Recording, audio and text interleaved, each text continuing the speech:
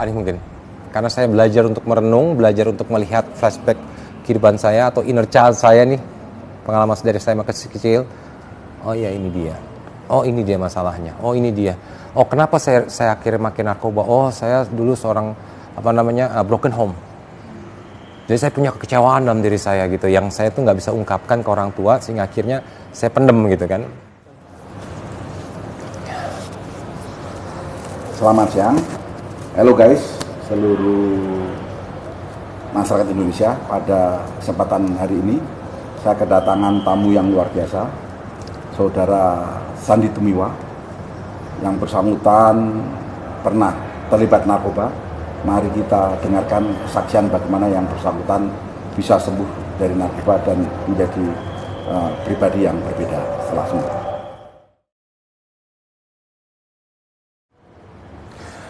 Iya, saya mengenal narkoba itu dari tahun 97 ya, zaman saya SMA.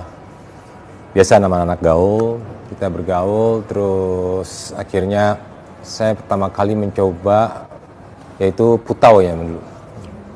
Saya pakai putau tahun 97 itu bersama kawan-kawan juga kan. Karena saya pengen dianggap aja gitu, dianggap keren gitu. Ini gue pakai putau loh, kayak gue mau eksistensi, saya mau tuh eksistensi ini loh diri saya coba-coba akhirnya. Tapi saya pada waktu itu bersyukur, kenapa? Ya bersyukur antara sedih dan bersyukur sih. Saya punya sahabat namanya Nakia itu meninggal. Dia ternyata banyak banget suntikannya di tangannya, dan saya dikasih tahu sama keluarganya dia meninggal, dikasih lihat banyak tangannya kesuntikan semua. Dari situ saya berhenti. Tapi saya kan nggak tahu pendidikannya, saya nggak tahu pengetahuan itu. Akhirnya saya mulai gantilah dengan berarti putau parah nih, saya nggak mau, gue serem gitu kan. Saya sedih banget di situ beneran. Tapi saya pakai sampai bikin bikin band namanya Nakia dulu. Waktu itu sama Irma Darmawangsa. Ada artis ya, Irma Darmawangsa. Saya bikin band nyanyi di daerah suatu kafe kan di sana tahun 97 ya, 97-an. Udah, setelah itu saya mulai coba yang lain dengan coba yang namanya Inex. Bergaul sama yang lainnya namanya Dugem, tempat Dugem. Karena kan saya nggak tahu pengetahuan itu mengenai putau. Ya saya tahu teman saya meninggal, sahabat saya, orang terdekat saya meninggal, saya berhenti gitu. Saya nggak tahu juga, makanya karena saya nggak tahu itu akhirnya saya coba yang lain karena katanya fun, ya bener, akhirnya fun, seneng. Sampai singkat cerita saya mencoba yang substance yang zat yang saya suka, itu adalah sabu. Gitu. Itulah rangkaian saya mengenal.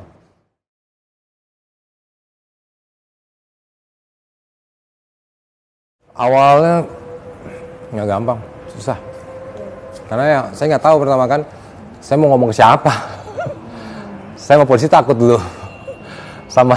Apalagi sama BNN, saya takut dulu.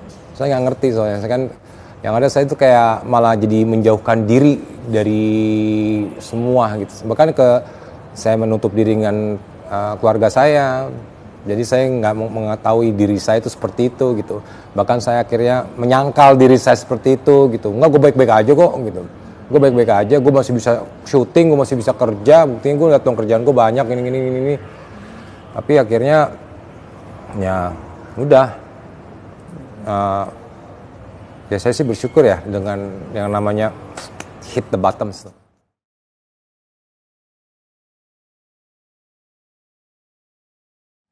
At the end memang hal yang bikin saya bisa lepas ibu saya, peran keluarga saya, almarhum ibu saya.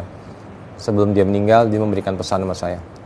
Saya lagi di dalam waktu era pandemi kan, dari Salemba hanya bisa memberikan video call ya. Karena untuk bisa berhubungan dengan keluarga. Akhirnya saya cuma bisa ngelihat di video call ibu saya lagi disiram pakai bunga. Saya nggak bisa mandiin ibu saya cuma bisa ngelihat dia di video call. Itu sakit banget.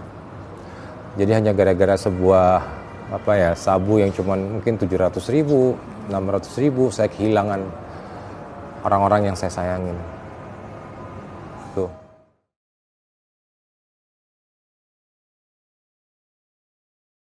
Ya, akhirnya waktu itu kan saya pas kan berkas saya waktu itu kan di Mahkamah Agung. Saya mendapatkan 127. Saya bersyukur. Akhirnya saya direhab kan. Memang akhirnya kan tapi karena lama waktunya akhirnya saya selesai di setahun 5 bulan ya. Karena kan lama persidangan ya. Akhirnya waktunya nggak cukup, saya bebas murni ya. Sehingga akhirnya saya sendiri memilih. Karena waktu itu juga almarhum ibu saya waktu sempat kan pernah kunjung datang ke tempat saya ditahan dulu kan di Salma, bilang kamu kapan sih direhab gitu. Mama pengen kamu direhab loh San gitu. Nah, itu yang selalu terngiang-ngiang saya, amanah mama saya itu minta saya direhab. Terus akhirnya beliau mengamanahkan saya, mama tuh nggak pengen apa-apa sama kamu San. Mama cuma pengen kamu tuh jadi anak yang baik. Jadi 2 poin itu gitu. Sehingga akhirnya pas saya keluar dari tahanan, saya langsung meminta untuk ke rehabilitasi. Memang saya waktu itu kan diarahkan sama lawyer saya tidak ke BNN waktu itu ya, ke rehab yang lain gitu. Makanya dari sini pun saya terus ingin mendekatkan diri saya kepada tempat rehabilitasi center kan. Karena apa? Saya ingin terus mendapatkan pengajaran itu. Memang waktu di tempat rehabilitasi mengatakan, pertama-tama kamu harus sadar kalau kamu itu udah berantakan. Saya pas di dalam isolasi, waktu saya akhirnya memilih ke tempat rehabilitasi itu, ya saya dibilang sama salah satu konselor bilang begitu, kamu harus sadar kalau kamu itu berantakan. Enggak ya udah diam aja dulu, kamu pikirin aja dulu gitu kan. Akhirnya saya baru sadar, oh iya. Pas saya akhirnya mungkin waktu demi waktu saya diem di tempat isolasi itu, saya memikirkan diri saya, apa yang terjadi dalam diri saya. Walaupun saya memilih loh, saya kan memilih ke rehab kan. Akhir sampai ke ibu semua, oh iya, gue udah hancur banget hidup gue ya. Gue udah kehilangan semua yang gue sayang ibaratnya. Gue sekarang tinggal sendiri gitu kan. Dan gue sadarin, iya gue salah.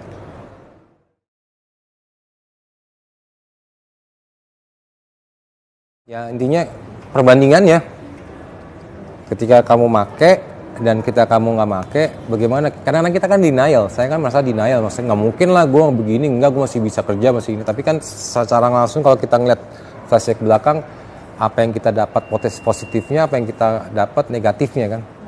Ternyata yang saya sadarin dalam diri saya banyak banget negatifnya.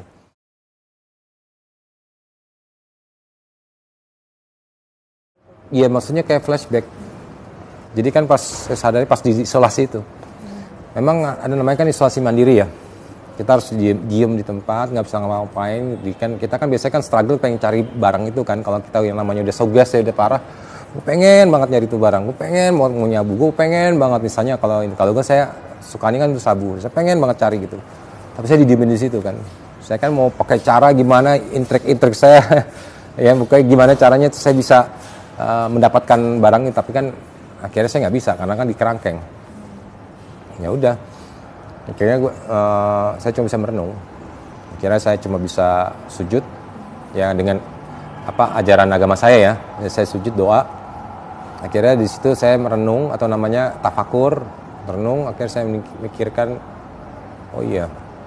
Makanya saya bisa tahu. Dulu kan saya lupa nih mungkin, karena saya belajar untuk merenung, belajar untuk melihat flashback kehidupan saya atau inner child saya nih. Pengalaman dari saya masih kecil, oh ya ini dia, oh ini dia masalahnya, oh ini dia, oh kenapa saya akhirnya makin narkoba, oh saya dulu seorang broken home, jadi saya punya kekecewaan dalam diri saya gitu, yang saya tuh nggak bisa ungkapkan ke orang tua sehingga akhirnya saya pendem gitu kan, dan akhirnya timbullah kekecewaan itu, akhirnya ada teman-teman atau lingkungan yang lain yang mensupport saya yang bisa akhirnya menghilangkan kekecewaan, yang terkesan bisa menghilangkan kekecewaan saya bergaul dengan mereka. Dan ternyata pergaulan itu salah. Karena pergaulan mereka kan mungkin ya karena wajar ya anak muda zaman dulu itu kan pengennya ya kalau drugs itu keren. Kata mereka gitu. Padahal yang saya tahu sekarang drugs itu ya not keren. Berantakan hidup lo at the end gitu. Tapi kan baru kamu sadar sekarang nih. Ya sekarang ini saya udah umur 39 tahun, saya harus ibaratnya harus mulai mupuk lagi, menata lagi nih hidup saya yang udah berantakan kemarin-kemarin. Tapi ya bukan berarti saya terus down gitu ya, saya harus bangkit gitu. Apalagi kalau misalnya saya ngeliat kan masa depan ibaratnya umur-umur yang masih 15, masih 14 gitu kan, yang masih punya potensial, masih mereka tuh gila kalau mereka 39, kalau mereka fokus saja dengan umur saya sekarang mungkin mereka udah bisa jadi pejabat ya, udah jadi pengusaha yang sukses, udah bisa jadi apa gitu kan. Kalau saya ya wajarnya kan saya di posisi ini saya harus bangkit lagi kan, sebagai seorang entertainer, saya sebagai seorang artis ya, saya udah jatuh bangun, tapi akhirnya saya baru sadar banyakan jatuhnya, dan saya baru sadar akhirnya ini gara-gara saya. Kenapa saya memilih drugs itu? Kenapa saya milih sabu ini? Kenapa saya waktu dulu beli putau? Kenapa waktu saya milih Inex? Kenapa saya ambil yang namanya semua lah barang-barang yang kalau dibilang haram. Haram itu kenapa? Karena menghancurkan diri kita. Itu haram. Jadi benar saya sadar itu. Kayak gitu.